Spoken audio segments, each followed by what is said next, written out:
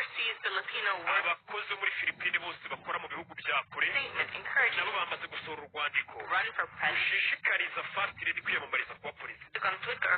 Melody niwe muri kuvugwa cyane kuri Twitter biri trendinga. They're pledging their support to Ibigo byinshi n'imishinga myinshi n'amasosiyete menshi bari gusaba ko Melody yiyamamariza kuba polisi kubera umugabo warwaye.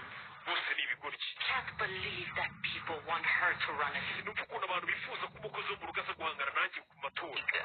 Degree Impamyabumenyi ya kaminuza yambaye experience. maze imyaka 25 muri politiki. What does she have on her Iya nzererezi ngo ni Melody ifite iki? chores? Usibye uburambe mu koza ibyombo no kwesa amadongo, Cleaning the house. guteka no gusukura mu nzu.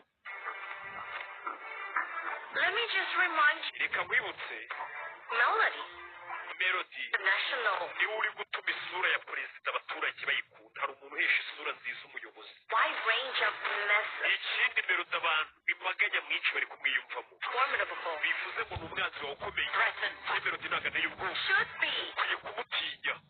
Melody ukwiye kumutinya. We want to win this. Turashaka gutsinda amatora. We need to do whatever it Bivuze ngo tugomba gukora icyo ari cyo cyose ngo